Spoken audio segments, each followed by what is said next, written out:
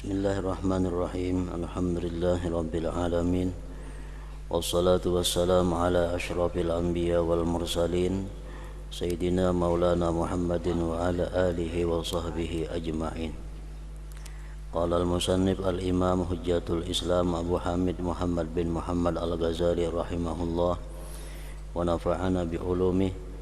Al-babus sadis fi masaila mutafarriqah ta'ummu bihal balwa wa yahtajul muridu ila ma'rifatiha. Fa ammal masailu allati taqa'u nadiratan faqad istaqsaynaha fi kutubil fiqh. Mas'alatun al-fi'lul qalil wa in kana la yubtilu as-salata fa huwa makruhun illa li hajah. Wa dhalik bi dab'il mar wa qatlil aqrab allati tukhafu wa yumkinu qatluha bi darbatin aw bi darbataini. فإذا صارت ثلاثا فقد كثرت وبطلت الصلاة وكذلك القملة والبرغوث مهما تعذى بهما كان له دفعهما وكذلك حاجته إلى الحق الذي يشوش عليه الخشوع. كان معاذ يأخذ القملة والبرغوث في الصلاة وابن عمر كان يقتل القملة في الصلاة حتى يظهر الدم على يده. وقال النخعي يأخذها ويوهنها ولا شيء عليه إن قتلها. وقال ابن المسيب يأخذها ويقدرها ثم يطرحها. وقال مجاهد الأحب إلي أن يدعها إلا أن تؤذيه فتشغله عن صلاته فيوهنها قدر ما لا تؤذي ثم يلقيها. وهذه رخصة وإلا فالكمال الاحتراز عن الفعل وإن قل. ولذلك كان بعضهم لا يطرد الذباب وقال لا أعود نفسي ذلك فيفسد علي صلاتي. وقد سمعت أن الفساق بين يدي الملوك يصبرون على أذى كثير ولا يتحركون. ومهما تثاءب فلا بأس أن يضع يده على فيه وهو الأولى. وإن عطس حمد الله عز وجل في نفسه ولا يحرك لسانه. Wa in tajassa'a fa yanbaghi an la yarfa'a ra'sahu ila as-sama' wa in saqata rida'uhu fala yanbaghi an yusawwiyahu wa kadzalika atrafu amamatihi fa kullu dzalik makruhun illa li darurah.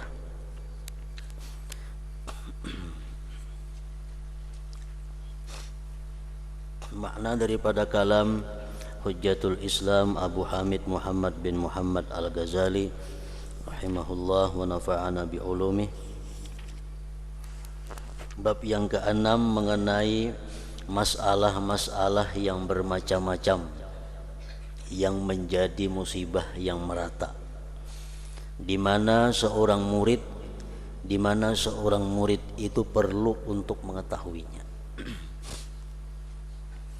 Adapun masalah-masalah yang jarang terjadi maka telah kami panjang lebarkan di dalam kitab-kitab fikih. Masalah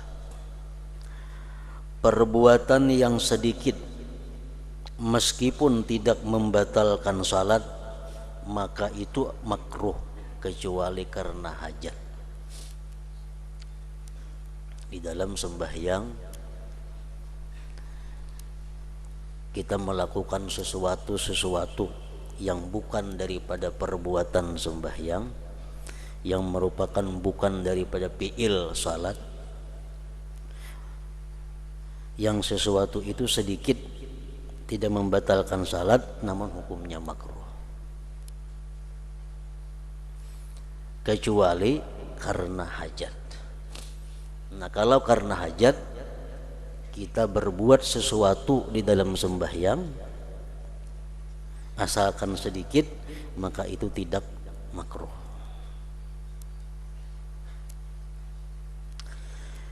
Yang demikian itu menolak orang yang liwat. Nah, ini adalah hajat, kada makruh. Misal kita sembahyang ada orang yang hendak liwat di hadapan kita, nah kita disuruh mengandang lawan tangan supaya jangan liwat di hadapan kita. Nah, menggerakkan tangan ini adalah hajat. Nah, ini kada makruh.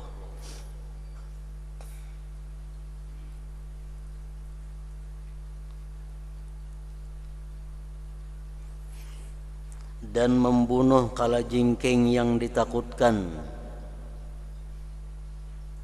Membunuhnya itu mungkin dengan sekali pukul atau 2 kali pukulan. Umpamanya kita sembahyang, datang ada kala kepada kita.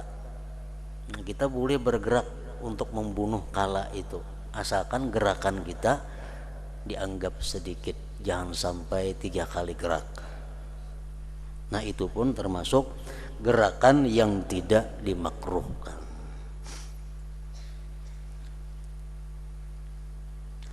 Jika menjadi 3 pukulan, maka pukulan itu menjadi banyak dan batallah salat itu. Mengkala jengking dari dipukul sekali kada mati, dipukul 2 kali inya masih aja hidup, 3 kali mukul, nah batal sembahyang kita karena sudah melakukan gerakan yang dianggap banyak.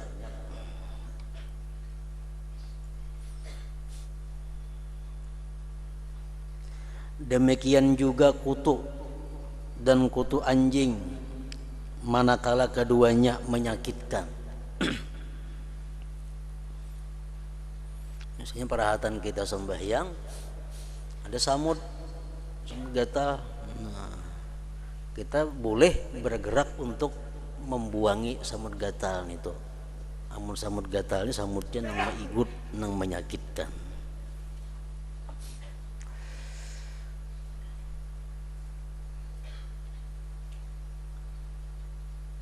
Maka boleh baginya untuk menolak keduanya kutu tadi. Dan demikian juga berhajatnya untuk menggaruk yang mengganggu kekhusyuannya. Saya gatal, perhatian sembahyang, ada bagian tubuh kita nang gatal, kada digaru terganggu benar gatal ini. Nah, kita dibolehkan menggaru, kada makruh, asalkan jangan sampai menimbulkan gerakan-gerakan yang banyak. Jadi misalnya di kepala gatal, perhatian sembahyang, kada kasandangan lagi menyandang gatal ini, gatal harus terganggu bacaan sudah karena gatal itu. Nah, kita boleh menggaru tapi dengan gerakan yang sedikit, jangan sampai lebih pada 3 kali.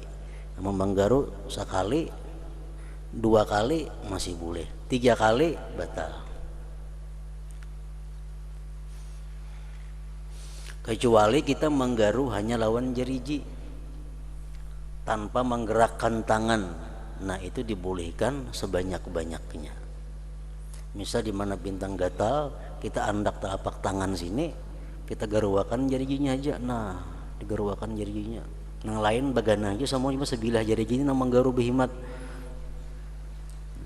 Walaupun berpuluh-puluh kali gerakan jari ini kada batal. Kenapa? Karena geraknya ringan, sebuting jari. Kalau macam itu, nah ini nang batal 3 kali.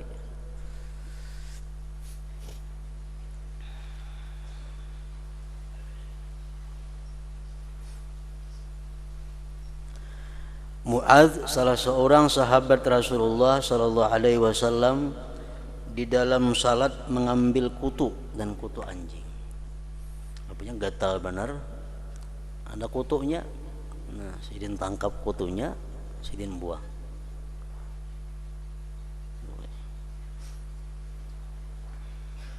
Ibnu Umar, sahabat Rasulullah juga, di dalam salat membunuh kutu sehingga tampak darah di tangannya.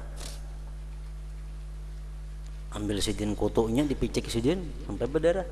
Nah, itu darahnya dimaafkan karena dianggap sedikit. Itu contoh gerakan-gerakan nang kada makruh, asalkan sedikit. An-Nakhai, Ibrahim An-Nakhai berkata, ia orang yang sedang salat boleh mengambilnya kutu dan melemahkannya, tidak mengapa jika ia membunuhnya.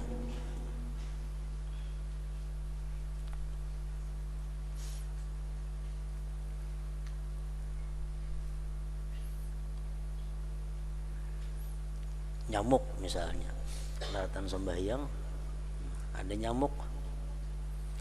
Kalau nyamuk itu kita ambil atau kita kibah kayak itu aja, dianggap gerakan nang sedikit, itu boleh aja, kada makruh. Tapi kalau ditapak walaupun sekali itu membatalkan sembahyang. Misalnya sembahyang ada nyamuk di tangan nih, nah misalnya menapak nih itu walaupun sekali itu membatalkan sembahyang. Tapi kalau kita misalnya ada nyamuk di tangan kita, kita ugahkan mintu aja, kada membatalkan sembahyang.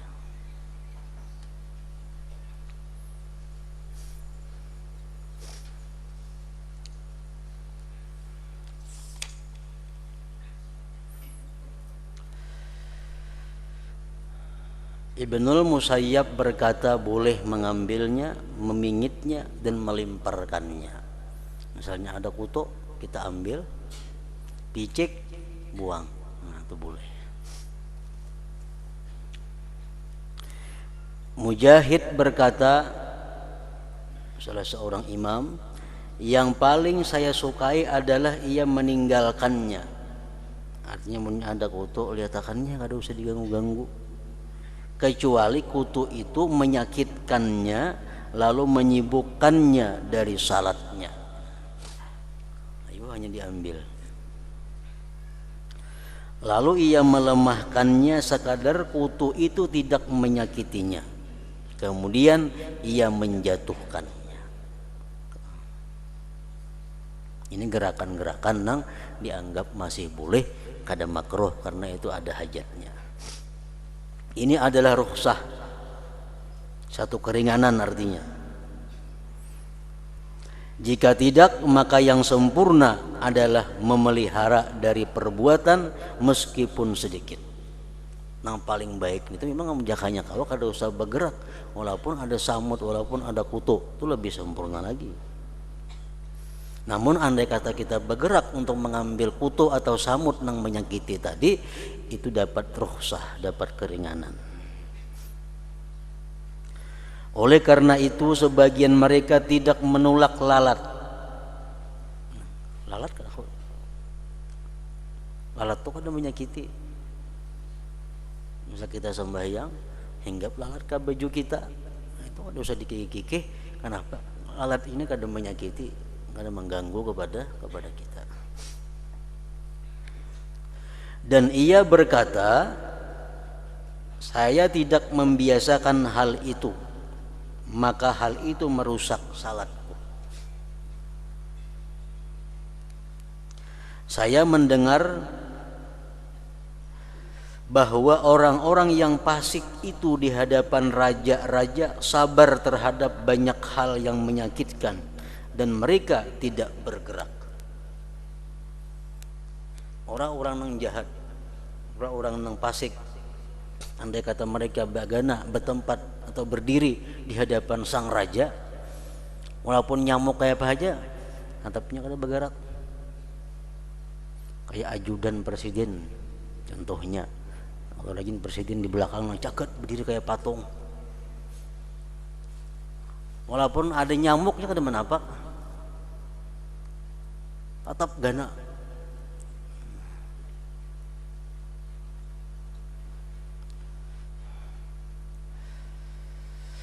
Saya mendengar bahwa orang-orang yang fasik itu di hadapan raja-raja sabar terhadap banyak hal yang menyakitkan dan mereka tidak bergerak. Padahal yang dihadapinya cuma raja-raja duniawi.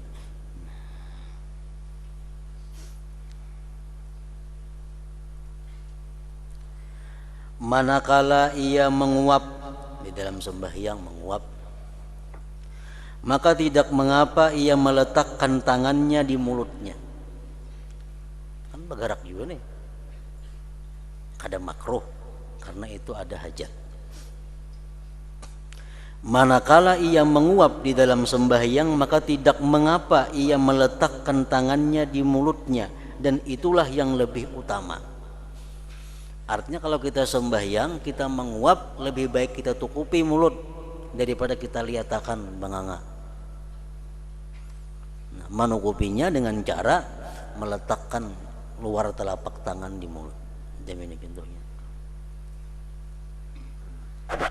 Jadi menguap tutup muntung, cara menutupinya macam itu. Macam itu kada kayak ini.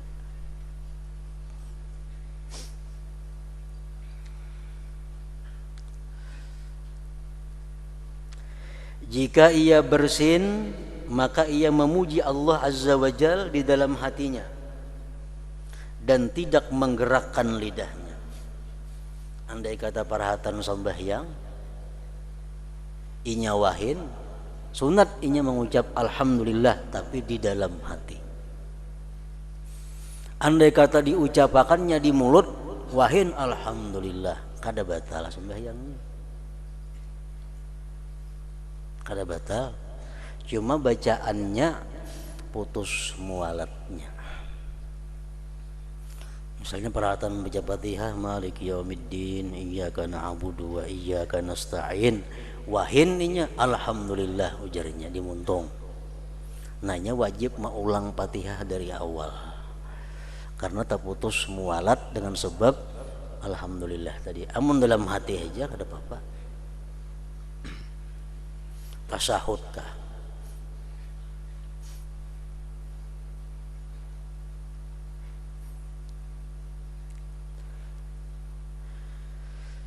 Jika ia berserdawa,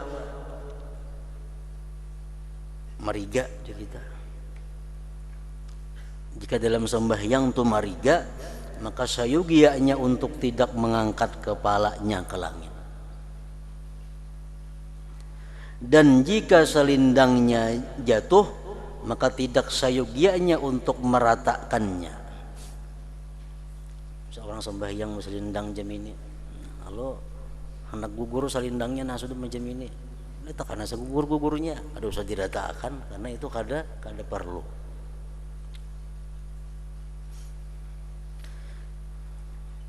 Dan jika selindangnya jatuh, maka tidak sayugianya untuk meratakannya. Demikian juga ujung-ujung surbannya. Surban kan berbuntut biasa di belakang, bulang itu. Rahatan sujud pas buntutnya tak muka sini umpamanya. Lihat kan ya, tak muka kalau sudah dialih-alih ke belakang itu. Karena itu kada disuruh dan kada hajat. Seluruhnya itu makruh. Makruh. Salindang, tawiwih nak gugur diratakan jam itu makruh. Atau ujung surban tak putar ke mana kan diratakan makruh juga. Kecuali darurat. Kalau darurat jangan ada jadi masalah. Contoh nang darurat umpamanya kita bersurban, gugur najis di surban kita. Gugur najis di surban sini. Najisnya najis basah. Kalau dibuangi, nang gugurakan surbannya. Nah ini gerakan nang darurat, kada jadi masalah.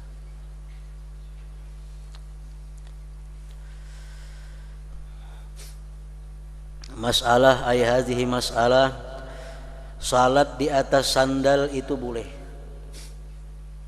Sembahyang bersandal itu boleh, tidak ada soal. Meskipun melepas sepasang sandal itu mudah.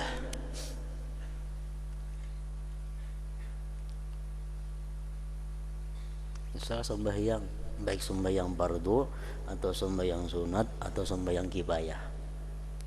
Sembahyang kifayah apa yang biasanya hibak langgar, berdirian di luar langgar, kan usah dipacul-pacul sandal itu, takannya dipasang.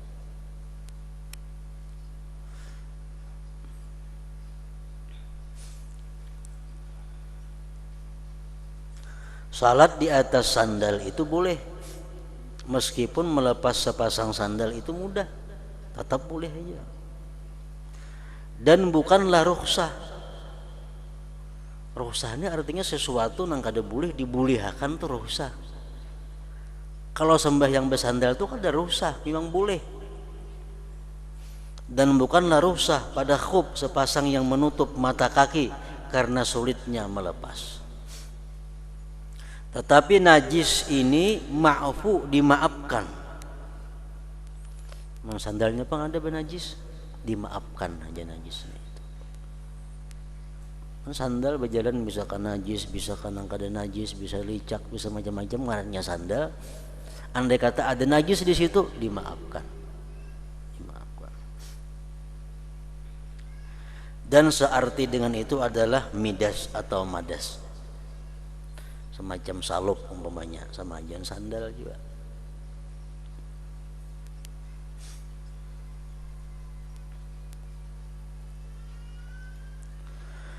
Rasulullah sallallahu alaihi wasallam salat di atas kedua sandalnya. Masjid dahulu itu Masjid Nabawi, masjid-masjid bahari ini tuh tanah aja. Kalau macam besamin bakaramik bahambal macam ini gak ada. Jadi orang sembahyang masuk masjid langsung bersandal aja. Masjidnya tanah, kada ada balapik, kada ada apa.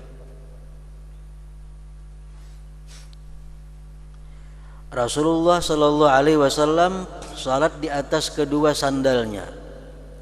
Kemudian beliau melepaskannya. Maka manusia melepas sandal mereka. Maka beliau bersabda, lima khalaqtum ni'alakum, qalu ra'ainaka khala'ta fa khala'na.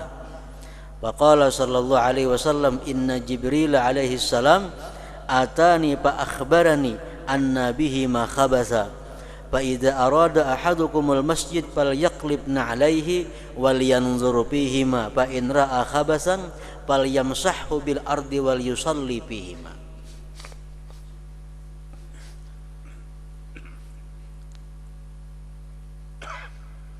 Rasulullah sembahyang melepas sandal. Sahabat lo umpatnya melepas juga. Lalu beliau bertanya, mengapakah kamu lepas sandalmu? Mereka menjawab, para sahabat menjawab, kami melihat engkau melepas, maka kami melepas juga.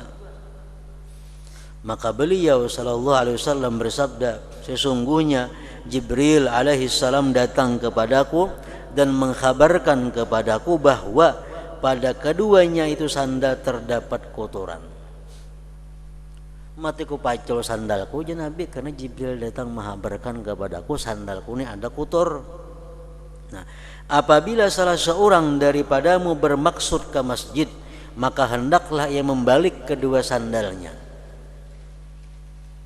Arti membalik itu artinya melihati talapaknya. Hendak masuk masjid, lihati telapak sandal. Dan hendaklah ia memandang pada keduanya. Jika ia melihat kotoran, maka hendaklah ia menyapukannya ke tanah dan hendaklah ia salat padanya sandal. Hendak naik masjid, kontrol sandal. Bila ada kotoran, asahakan ke tanah. Nah, naik ke masjid ke depan lagi. Kalau masjidnya itu tanah, masjidnya kada bahambal macam ini mereka tilanggar ngarannya.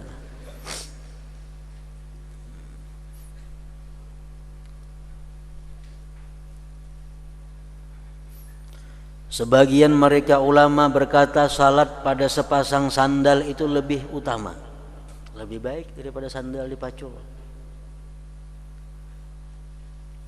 Karena Nabi sallallahu alaihi wasallam bersabda, mengapakah kamu melepas sandalmu? Ini adalah bersangatan, sampai Nabi itu menakunakan. Karena sesungguhnya beliau sallallahu alaihi wasallam bertanya kepada mereka untuk menjelaskan sebab beliau melepas sandal. Karena beliau mengetahui bahwa mereka melepas untuk menyesuaikan dengan beliau.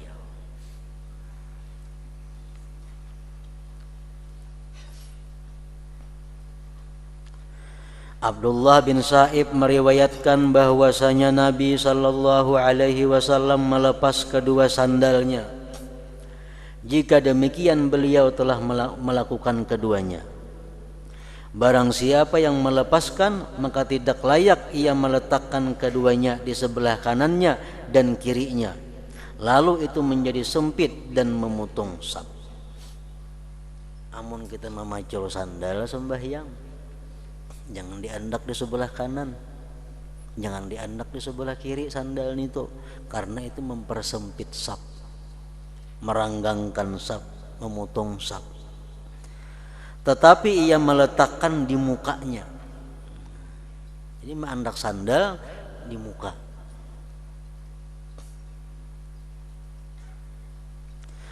Dan tidak meninggalkan di belakangnya. Jangan menandak sandal di belakang. Maka nanti hatinya menoleh kepada keduanya. Ini sembahyang kada husuk lagi kalau sandal diambil orang.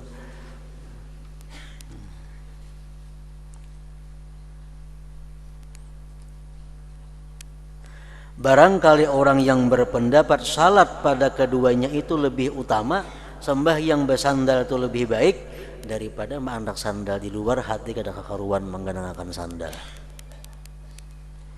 Barangkali orang yang berpendapat salat pada keduanya sandal itu lebih utama adalah memelihara makna ini, yaitu menolehnya hati kepada keduanya. Abu Hurairah radhiyallahu anhu meriwayatkan bahwasanya Nabi sallallahu alaihi wasallam bersabda, "Idza shalla ahadukum falyaj'alna 'alaihi baina rijlaihi." Artinya apabila salah seorang di antaramu salat, maka hendaklah ia jadikan letakkan sepasang sandal di antara kedua kakinya. Kita sembahyang kada hendak bersandal, memacul sandal, sandal andak disesala dua batis kiri kanan. Andak ini batis kanan, batis kiri, andak sandal di tengah-tengah sini. Abu Hurairah berkata kepada orang lain, jadikanlah keduanya antara kedua kakimu dan janganlah kamu sakiti orang Islam Muslim dengan keduanya. Diandak di muka orang ngalih, diandak di belakang hati kada kekaruan, diandak sebelah kanan sebelah kiri menyempitkan saf. Jadi andak disesala dua batis.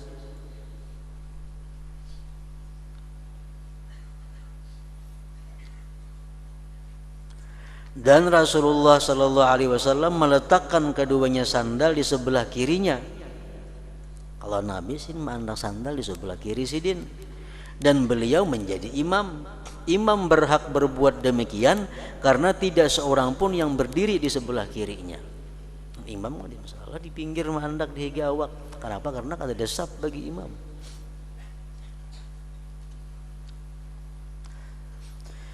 Yang lebih utama adalah ia tidak meletakkan sepasang sandal itu di antara kedua telapak kakinya. Nang baik kada usah sandal diandak di antara dua batis itu. Karena menyibukkannya, ngalih duduk kayaknya seorang tahiyat awal tahiyat akhir kayak apa, sandal di tengah-tengah itu bandak, tetapi di depan kedua telapak kakinya. Dan barangkali itulah yang dimaksud hadis ini. Jubair bin Mut'im berkata, meletakkan seorang laki-laki akan kedua sandalnya di antara kedua telapak kakinya adalah bid'ah.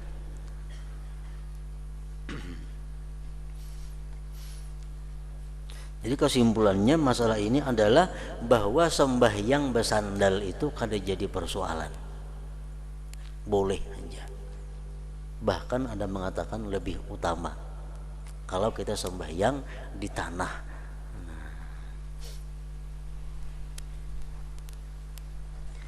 Masalah apabila seseorang meludah di dalam salatnya, maka salatnya tidak batal. Sembahyang meludah kada batal karena meludah itu adalah perbuatan sedikit dan sesuatu yang tidak menghasilkan suara, tidak dianggap sebagai perkataan. Meludah ada berbunyi juga dan tidak pada bentuk huruf perkataan, hanya saja itu makruh. Jadi beludah rahatan sembahyang kada membatalkan sembahyang, tapi makruh. Maka sayugianya untuk memelihara daripadanya, jangan beludah artinya. Kecuali seperti apa yang diizinkan oleh Rasulullah SAW padanya.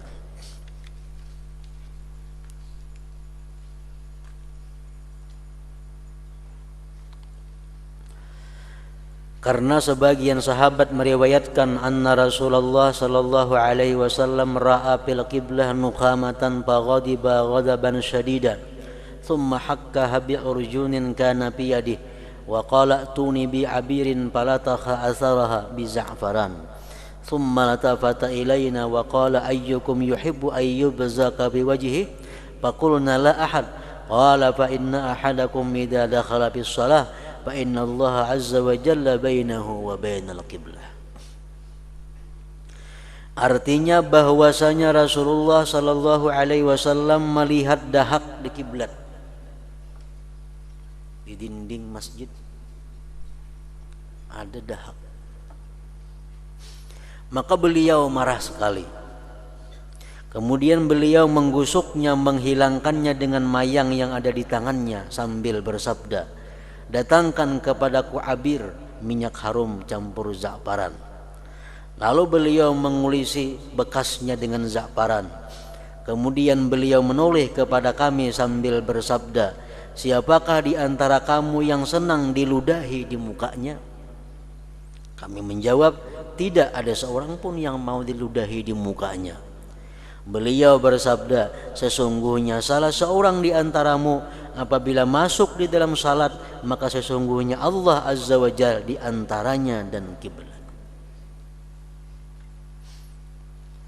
Dan pada lafaz yang lain, wajahahullahu ta'ala fala yabzukanna ahadukum tilqa'a wajhi wala an yaminih walakin an shimali aw tahta qadamihi al-yusra fa in badarathu badirah falyabsuq fi thawbi wal yaqul bihi hakaza wa dalaka ba'dahu bi ba'din.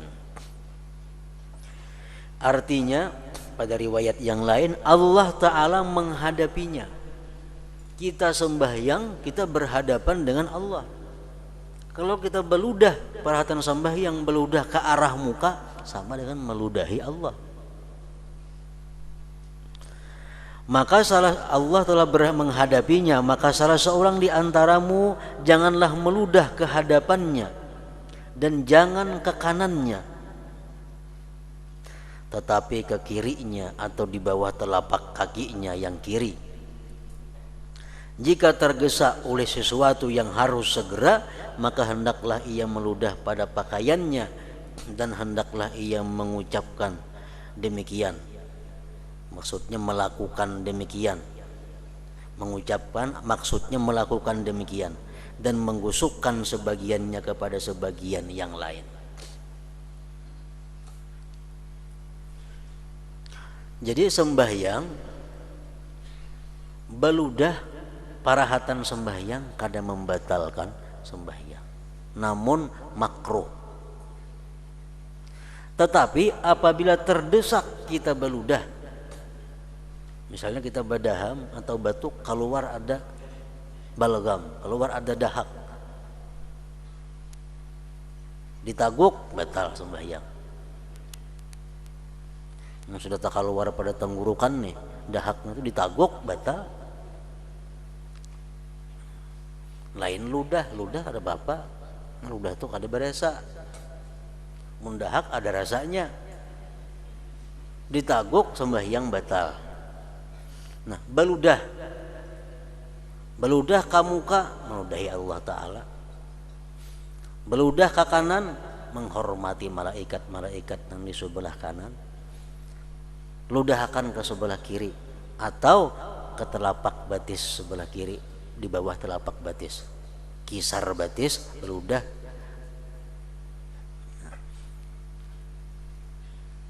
Amunnya itu di masjid, nah kada kalah kita beludah di lantai masjid. Lain sampai yang di rumah, ludahi rumah seorang ada bapak. Nah kalau sembahyang di masjid, kita kada kalah beludah di masjid, walaupun sebelah kiri kada boleh. Tapi hendaklah dia mengambil palia besok bi saubi, hendaklah dia beludah pada pakaiannya. Kan ada kantong sebelah kiri nih, nah luruk ke kantong nih.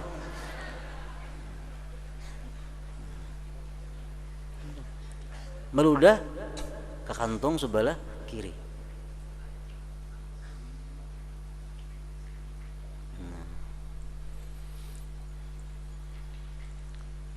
Nah, jadi kayak itu aturannya kalau kita dalam sembahyang itu memang terpaksa harus beludah. Seperti ada balagam, ada dahak tadi. Nah, kalau kita berada dalam masjid, kita boleh meludah cuma ke pakaian kita atau ke surban kita miring ke sebelah kiri. Masalah pulang. Berdirinya makmum itu sunat dan fardu. Berdirinya seorang makmum di belakang imam ada nang sunat, ada nang fardu. Adapun yang sunat maka seorang makmum itu berdiri di sebelah kanan imam, ke belakang sedikit. Sembahyang berduaan.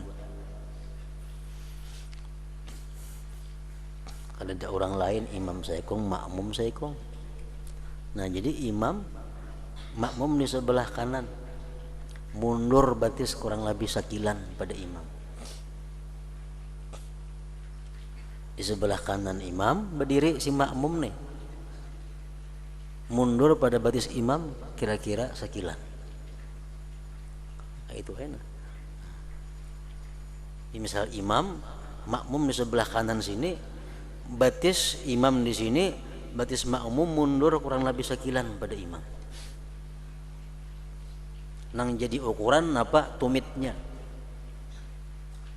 bukan telapak, bukan kukunya, jariji kada tumitnya nang jadi ukuran.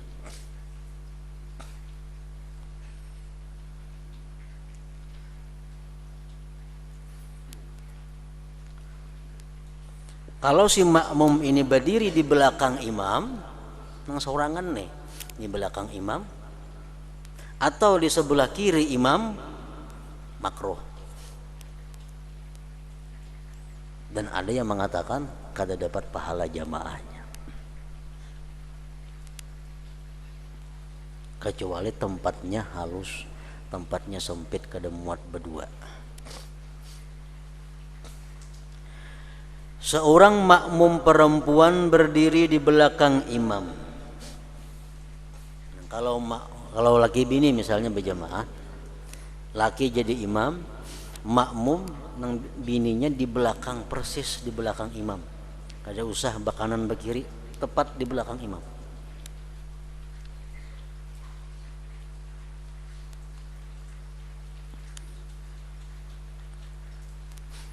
Jika perempuan itu berdiri di samping imam, kanan atau kiri, maka hal itu tidak memudaratkan. Artinya kada merusak sembahyangnya, kada, tetapi menyalahi sunnah. Misalnya laki imam, bini makmum sebelah kanan atau sebelah kiri, itu menyalahi sunnah.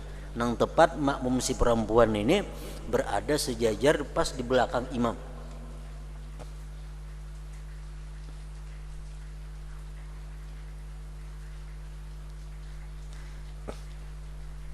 Jika bersama perempuan itu terdapat seorang laki-laki, maka laki-laki itu berdiri di sebelah kanan imam dan perempuan itu di belakang si laki-laki itu. Ya, misal imam,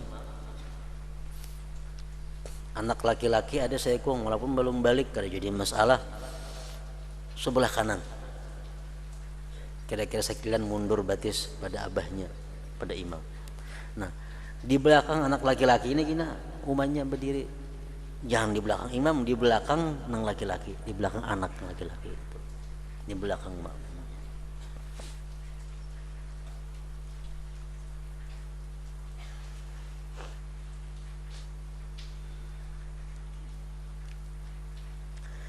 Dan seseorang tidak berdiri di belakang saf dengan sendirian, tetapi ia masuk ke saf bakajal. Misalnya kita masuk ke masjid, saf orang sudah hibak, pas datang kita menyorangan, bakajal lompat, jangan seorangan hakun di belakang, tetapi ia masuk ke saf. Atau ia menarik seseorang kepada dirinya dari saf itu. minta bantu, minta gani'i di belakang. Syaratnya menarik itu pertama sudah takbiratul ihram kita nang di belakang nih, Allahu Akbar. Hanya gatuk nang di muka. Pengertian tarik itu digatuk, maksud ditarik bang. Ini digatuk. Satu syaratnya nang di belakang sudah takbiratul ihram. Nang kedua syaratnya kita menyangka dalam hati orang ini kada terganggu dengan kita gatuk nih tuh. Nang ketiga orang nang kita gatuk nih orang nang berilmu dengan tata cara mundur sembahyang kayak apa.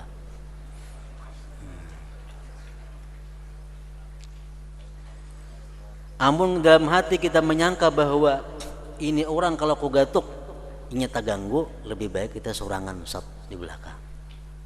Atau orangnya kada mengerti dalam masalah ini, kada usah juga ditarik, lebih baik sorangan di belakang.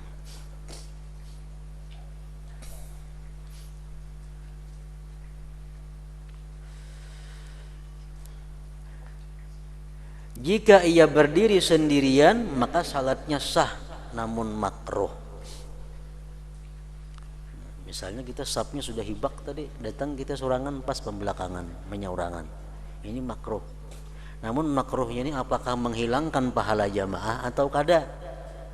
Itu khilaf lagi ulama. Ada yang mengatakan makruh sekaligus dia kada dapat pahala jamaah. Ada yang mengatakan makruh tapi hanya kada dapat pahala sap, pahala jamaah 27 tetap dapat. Ada juga pendapat ulama macam itu.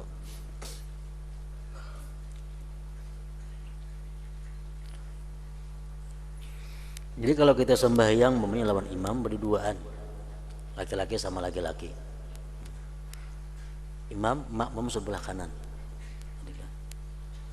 Datang saya kong ada orang tadudi, nang tadudi ini berandak ke sebelah kiri imam, sejajar lawan nang sebelah kanan. Jadi imam tengah-tengah, sebelah kanan ada, sebelah kiri ada. Begitu takbir nang sebelah kiri ini Allahu Akbar, hanyar kedua-duanya mundur. Kedua-duanya mundur. Nah, mundur hanyar kena baparak.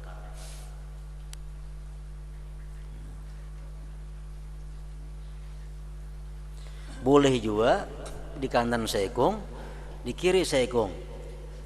Di kiri sudah takbir Allahu Akbar, imam maju ke muka, tinggal di belakang berapat saja lagi. Baik nih tuh bang menenang pertama tadi.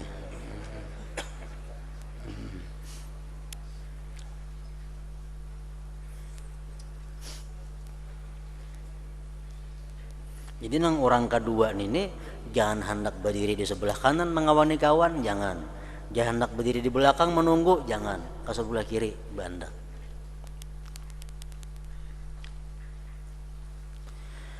Adapun fardu maka menyambung saf, yaitu ada ikatan yang menggabungkan antara makmum dan imam karena keduanya dalam satu jamaah.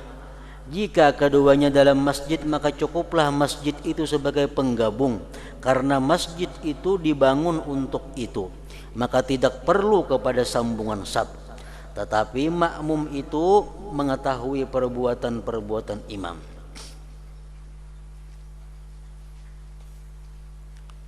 Imam misal sembahyang di muka sini, di mihrab, tapi masjid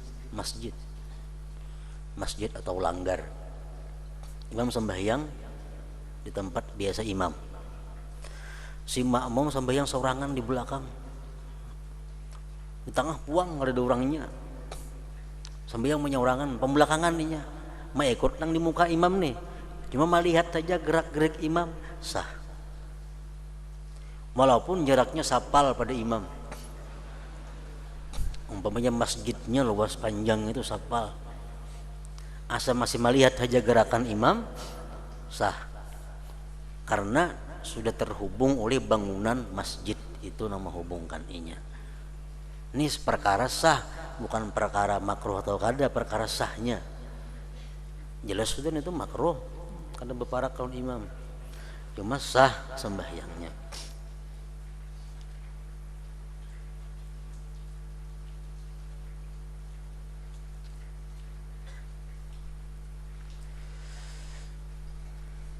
Abu Hurairah radhiyallahu anhu salat di bagian luar masjid dengan salat imam.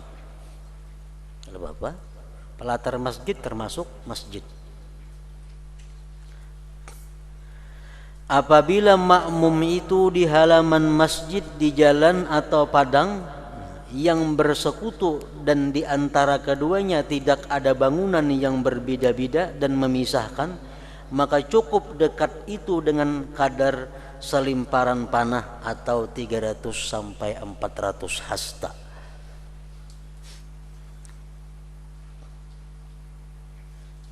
Dan dengannya cukup sebagai pengikut.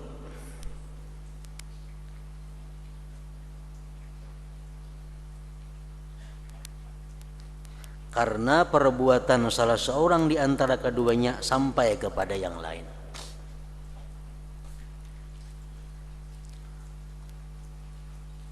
Ini orang sembahyang, yang satu di masjid, yang satu di luar masjid. Berapa jarak nang boleh inya mengikut imam? Kalau di tengah-tengah nih kosong. Kalau orangnya hibak walaupun berapa kilometer kada jadi masalah, kan ada sap-sapnya, ini kosong. Imam sembahyang orang berjamaah di sini, sasap dua sap di sini, inya sembahyang di kartak sana umpamanya. Itu dihitung, kalau masjid dihitung dari ujung masjid. Lawan inya berdiri, adakah 300 hasta? Kalau lebih pada itu ada sah. Menghitung dari ujung masjid, bukan dari ujung sab kada. Nah, kalau inya sembahyang itu bukan di masjid, di musalla umpamanya, di tanah lapang atau di rumah, nah menghitungnya dari orang yang sembahyang di sab terakhir sampai lawan inya di ujung sana berapa hasta. Bila di bawah 300 hasta, sah hanya ikut berikut. Asalnya melihat, mengetahui gerak-gerik orang yang sembahyang itu. Misalnya orang sembahyang di sini, baisi sab, dua sab di sini, sembahyang di rumah seberang kartak situ. Ini melihat aja sih orang sembahyang, melihat orang rokok, melihat sujud, melihatnya pas berseberangan kartak kan. Nah, di sini dihitung dari sab yang terakhir di musalla nih, sab kedua misalnya itu, mulai sab kedua sampai ke rumahnya seberang kartak berapa hasta. Kalau kurang pada 300 hasta berarti boleh orang sana mau ikut. Lebih pada itu ada boleh. Pendapat yang kedua mengatakan 400 hasta, ada mengatakan 300 hasta.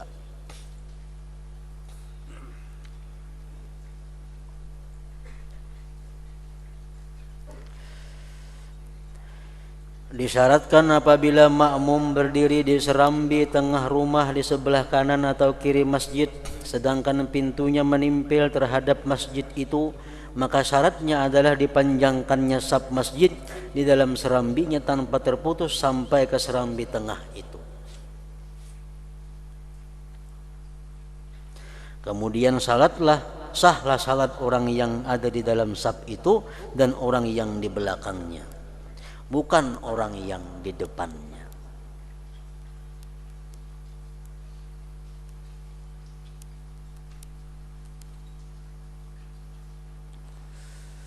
Nah, ini masalah lain lagi, masalah masjid.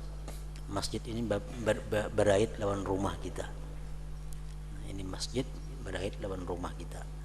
Orang sembayangan di masjid, kita sembayang di rumah mau ikut. Itu boleh aja, cuma asal saf ini berait sampai ke rumahnya, nang di samping. Nah, saf ini berait sampai ke rumahnya itu, nah ini boleh sembahyang di rumah. Orang nang di belakang inya sah juga, nang di muka pada inya kada sah.